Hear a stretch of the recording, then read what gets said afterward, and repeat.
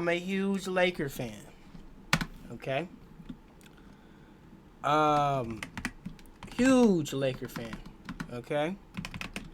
I kind of expressed my feelings towards the RDC World video of the skit of how I feel about us losing the playoffs, and not too thrilled. And I'm gonna tell you, hold on real quick. Okay. I wasn't too thrilled, and if you wanna know why and my reaction, how I feel, you can go and watch that video on my channel. So, the truth about Bronny James playing in the NBA. I'm gonna be honest with you.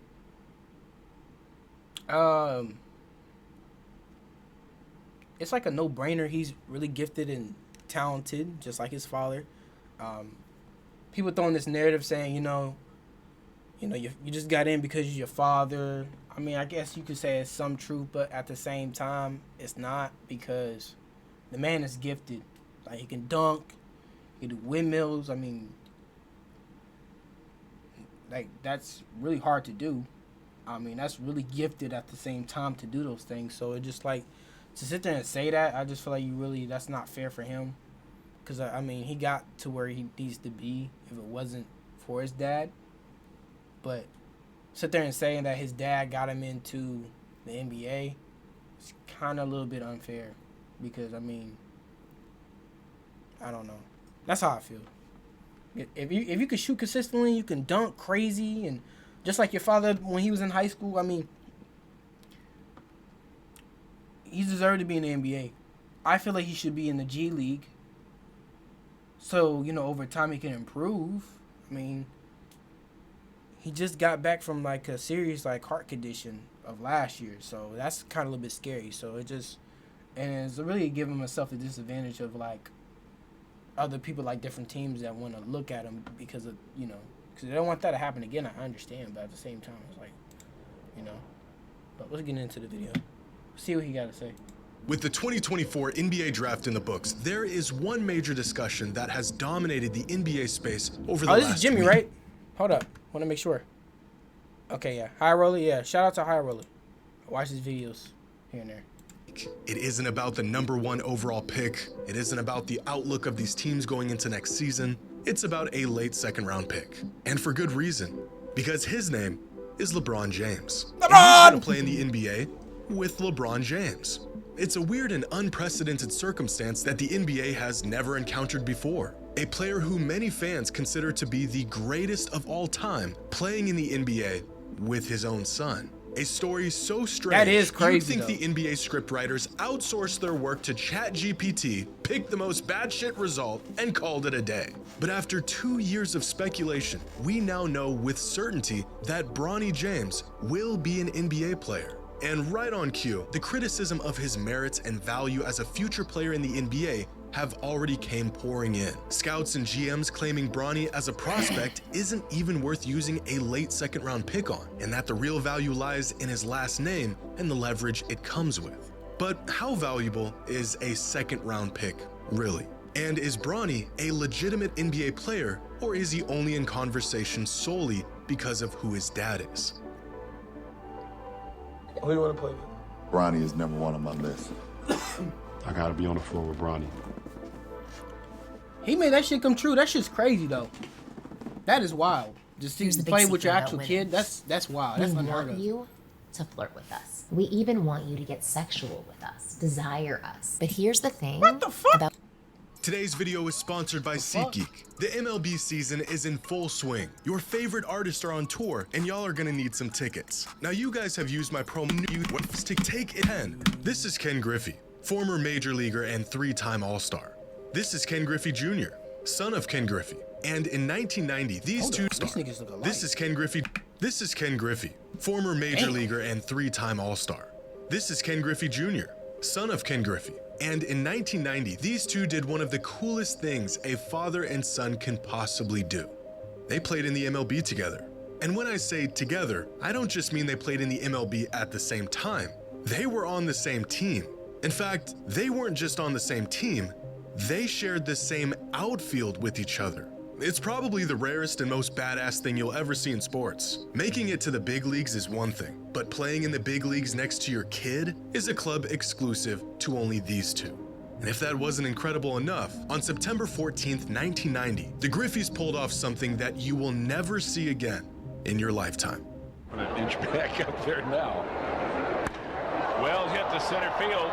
Devon White going back. Gone! A two-run home run. No way! They did back-to-back? The son and father had 2 home runs? That is badass. Imagine LeBron throws it up to his son, an alley-oop. Then the next position, LeBron throws the alley-oop to his son. That will be legendary. And he hits one well to left center field. Dante Bichette. Back-to-back home runs. What else can these guys do? The Griffeys were great, and they were the first and only father-son duo in the history of Major League Baseball. Wow. But they weren't the first father-son duo in professional sports. This is Gordie Howe, one of the greatest players to ever touch the ice. He won 4 Stanley Cups, 6 MVPs, held the NHL record for total career points at the time of his retirement, and is a member of the NHL's 100th anniversary team. Gordie had an incredible pro career as a hockey player, and yet out of all of his accomplishments, the coolest thing he ever did was this. This is Mark and Marty Howe, Gordie's sons, and he played professional hockey with them in both the WHA and the NHL for 5 seasons. Now, if you're thinking, that guy looks a little old to be playing professional sports, you're right. Gordie began his career in the NHL in 1946 when he was just 18 years old. By the time he retired for good, he was 51. A career that stretched from the 1940s to the 1980s. And only with a career like this can a player even have a shot at playing in the league together with their son. Why exactly am I talking about home runs and Gordie Howe? Well, because they're awesome, but also because of these two and what they're about to accomplish in their wild. Just to look at this. Awesome, but also because of these two. There were kids when he was in Cleveland, when he went back to Cleveland. They were toddlers, babies when he went to the Miami Heat. Before he went to Miami Heat too as well, they were babies, bro. That is wild. Oh my god, bro, it's so crazy how bro, I was like a preteen coming into a teenager when he went to the Miami Heat. Cause he went in 2012. I was like 11, 12 years old. That is wild. Growing up, now to see him like LeBron James' son to the Lakers. That's crazy, bro. This is weird. It's weird, bro. It's so weird, man. So weird. And what they're about to accomplish in their own sport. LeBron and Bronny James, who are on track to being the first father and son duo to play together in the NBA. An idea that seemed far-fetched when LeBron first mentioned it years ago, but has now become a reality. But how legitimate is Bronny's spot in the league? And is the backlash towards the Lakers selecting him with a second-round pick in the draft warranted? Well, to answer this question, we first need to know just how good Bronny is as a prospect and as an incoming NBA player. Right now, NBADraft.net has Bronny rated at an 88 overall across their 12 prospect metrics. This overall rating puts Bronny 私は家族で農園を経営してます。いちごが好きすぎて、いちごの気持ちにな on the lower end of all second-round picks and future prospects over the last 3 years, but well within range of your typical mid to late first-rounder. Now, here are Bronny's numbers during his 1 season of college basketball. 5 points, 3 rebounds, and 2 assists a game on 47, 30, 69% shooting splits. Now these numbers, especially from a relatively undersized guard, do not scream NBA potential. But for perspective, here are the average collegiate stats from every late second-round pick that played college basketball over the last 5 years. Hold up. Why is the chat not going? Hold up. It's going. Ah, now I see it.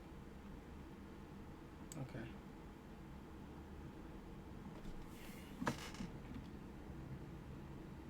Chilling, man. Reacting to this video, man. Not much, man. Not much. Years. And even when compared to late second round picks, Bronny's numbers aren't nearly as impressive. In fact, Bronny is arguably the least productive college prospect in NBA history. Here is a list of every player in the entire history of the NBA to be selected in the first 2 rounds of the draft that averaged less than 5 points, 3 rebounds, and 3 assists a game in college. And that's it. Just 3 players who were selected in the NBA draft with college numbers equal to or less than Bronny's college numbers. How do you think LeBron is gonna do in the league? I don't know. Like I said in the previous video, like the RDC World reaction I did a couple days ago, I'm gonna be honest with you. I'm not expecting too much. Like with rookies, I'm gonna be honest with you. Rookies that come to the league, I don't expect nothing crazy too much with them. It's like years to come. So I'm expecting maybe 2 to 3, 4 years in a career to excel. Most don't. Some do. So it's really rare to see a rookie goes off like Wemby. I think it's just because of his height, to be honest. So I don't know. It can go either 2 ways.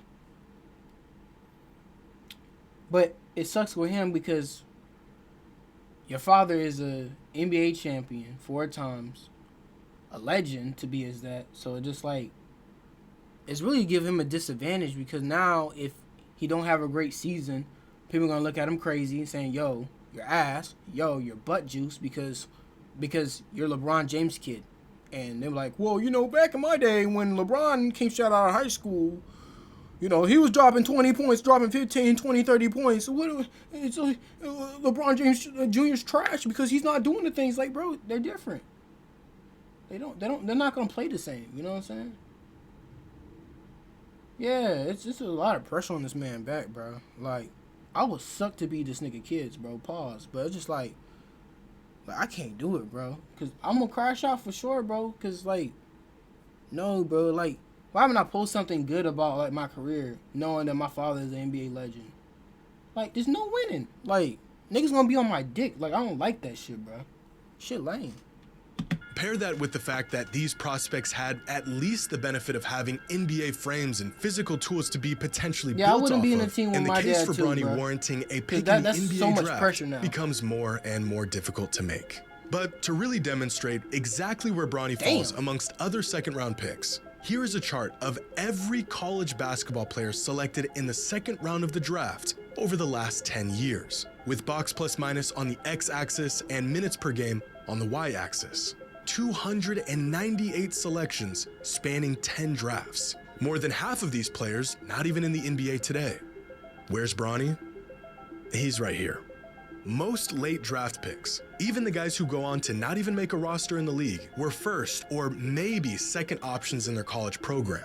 Bronny, on the other hand, was an undersized rotational player on a sub-500 team. It doesn't take an NBA scout to know that Bronny James's collegiate career wasn't that of your typical second-round draft pick. But how good is the typical second-round pick?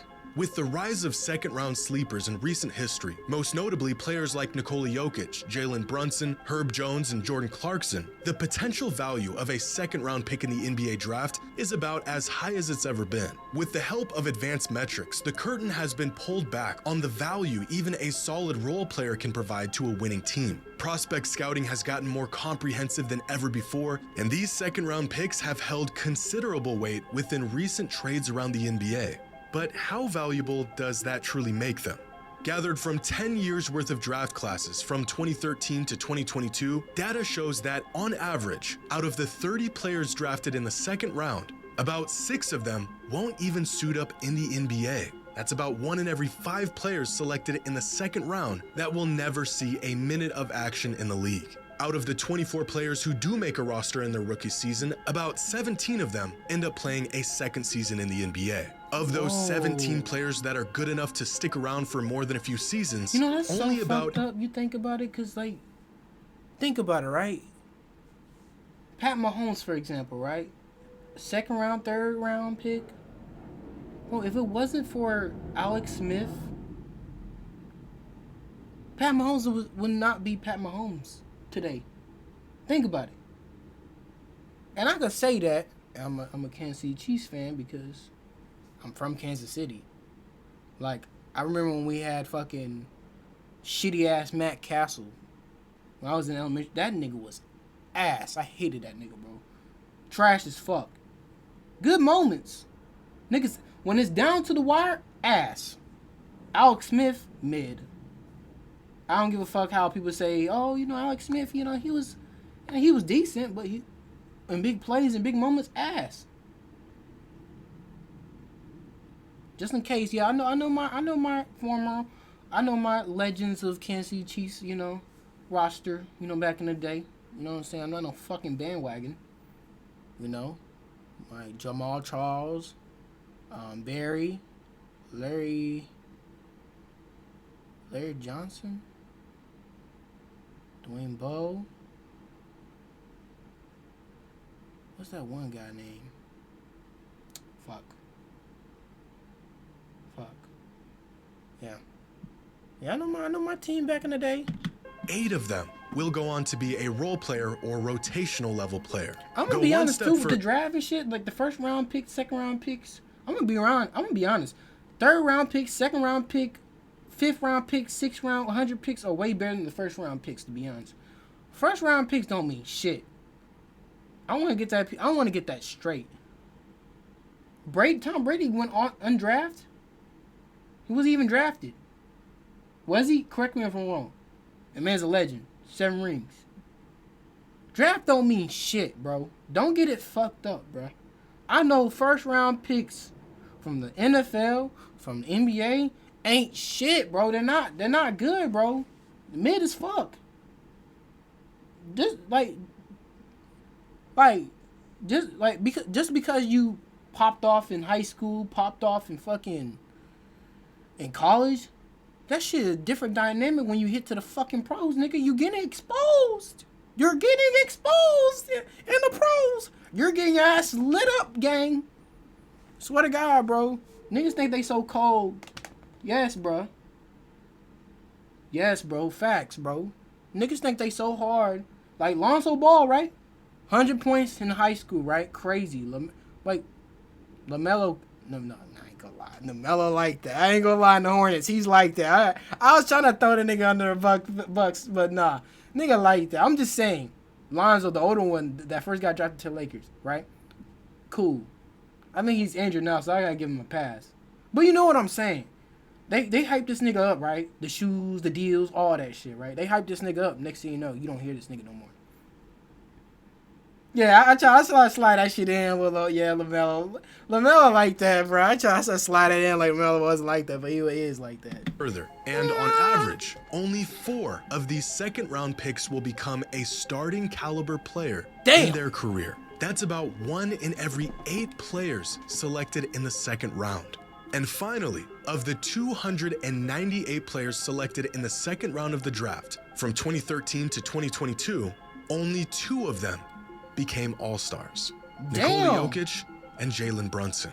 If we think about the last 10 years of second-round picks on a scale of box plus minus, with Nikola Jokic being on one end and the players who don't even make a roster on the other, then most players aren't in the middle. In fact, they're not even close. Interesting. Most second-round picks fall way down here, somewhere in between what Basketball Reference would classify as an end-of-the-bench player and out of the league. When considering how to use a second-round pick, the idea of drafting a guy who ends up being a real contributing... Real talk, bro, I seen a freaky-ass ad. I think it was like when I was trying to start this video. I think it was the AMP video I just did, bro. Girl was talking about, like, she was horny or some shit. She was sexually some shit before I skipped the ad, bro. I'm in Japan, so, like, they may have some weird ads. Bro, no bullshit. It pissed me off one time, maybe a month or 2 ago. I haven't seen it yet. Bro, I seen a grown-ass nigga, butt-ass naked on an ad. I was like, yo. Keep in mind, when you're in Japan, when you're in different countries, they have their different ads on YouTube when you skip them. I didn't know that when I stepped in Japan when I first lived in Japan, that's the first thing I noticed when I clicked on YouTube. Like, your recommends is in stateside, whatever you watch is recommended. Swear to God. I don't know what they selling, bro. Oh, they be selling like food products, like Coolish. Coolish is a good ice cream. You slurp the shit. Pause. Whoa. Fuck! Yo. Pause real quick. Alright, so like the guy, right, was butt ass naked, but like you didn't see it, like you only see his like his ass sheet like that. It's like on the side type shit. Like he did this, right? Wait, hold on, let me do it another way. He did like this, right? But he's butt naked. But you can see his cheeks and shit, like right here on the side. That shit was crazy. That pissed me off every time I see the ad, bro. Shit was crazy. You know what I'm saying? Yeah, bro. I be seeing some weird ads on a starter, or even a future MVP. The perceived opportunity cost can tend to outweigh the actual value of the pick. Drafting a player of this caliber in the second round is like finding a diamond in the rough. But giving away a pick or a potential player that ends up being of this caliber would be a mistake that no front office wants to live with. But that doesn't change the fact that the vast majority of the time, these second round picks in the NBA draft go on to be these end of the bench level players. Just out of curiosity, does anyone know who the last few 55th overall picks in the draft were and how their careers are turning out? Last year's 55th overall pick has played 1 game in the NBA. The one before that has played 23 games in 2 seasons. The 55th pick in 2021, Aaron Wiggins, is actually having all them resources, all the money. Bro, that's waste of money. What's the point even play? That's one thing I don't understand. One thing I don't understand is that how the fuck you pick people in drafts and I never see them hoop. And then when they do get an opportunity, right? They don't have that one time, maybe have a bad game, or maybe they do have a good game or a decent game. They never get played. Bro, if I was a coach and I have a superstar, I had fucking Kyrie Irving, Luka. Trying to think of some superstars in the top of my head. LeBron, Austin guy, Jimmy Butler. If they were in my team, right? But I had like him, for example, on the bench. Bro, I'm taking them superstars out the fucking court. In the second half, they're gonna play and they're gonna show out. Cause you never know. They might have a great potential, but you just don't start them. Like, that's so fucking dumb. I never understood that. I never understood y'all do drafts and you pick the certain few people that gets the attention, but you get a few people that gets undrafted, and you get people like, 55 picks and some other shit, right? And you don't even let them shine. That's so fucking, like, what's the point of them putting all the time and the work in, all the shots and shit they do and all the grind, and don't even get noticed? Because there's another superstar and they get the publicity and stuff like that for the NBA. That's fucking dumb, bro. Let everybody ball out, bro.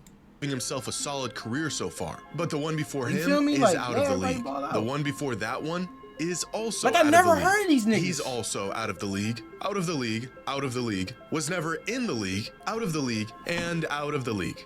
As a late second rounder, if Bronny can contribute on any level in the NBA, he has already exceeded his draft value. And that's really the proposition in all of this. It would be incredible if Bronny developed into a Davion Mitchell or Aaron Holiday caliber player. But the reality is, if Bronny can provide any net positive value to his team, then selecting him in the draft will have been a great pick. There has never been a player projected to go this late in the draft with any expectations on what they should or will do in the league. These late draft picks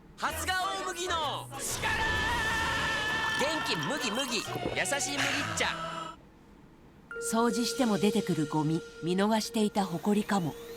ダイソンなら明るくても目に見えないホコリを光らせてパワフルに吸い取ります。光らせて見逃さない。試せる30日間。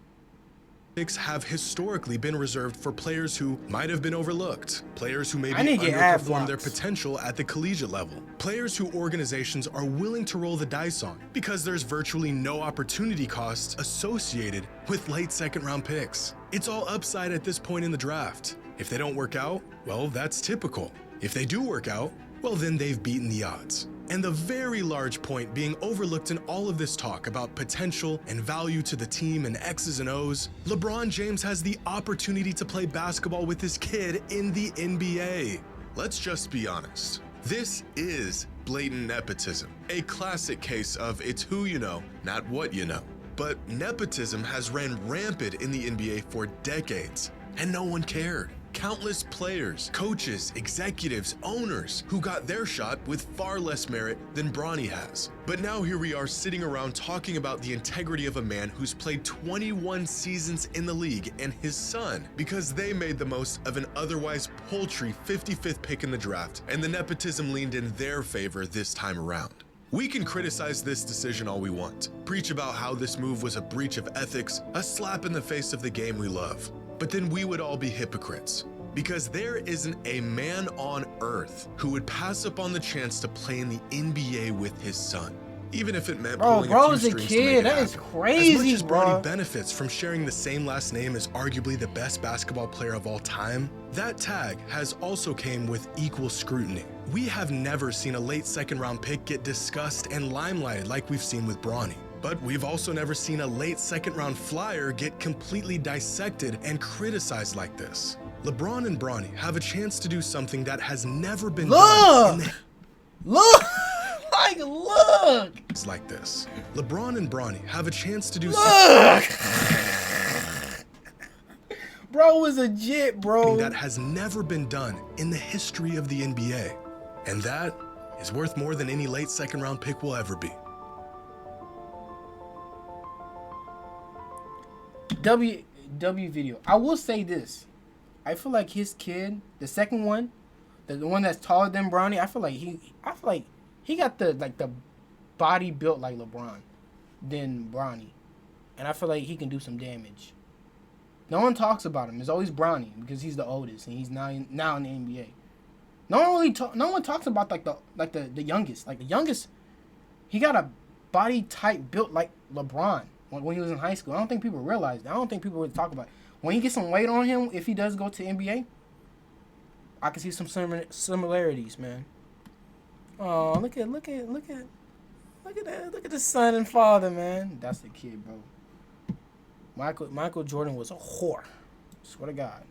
Don't let that shit fool you, bro. Nigga was a whore. That Jimmy Butler's that's his son, bro. I don't care, bro. W video. No, I'm not getting the video. That was cool.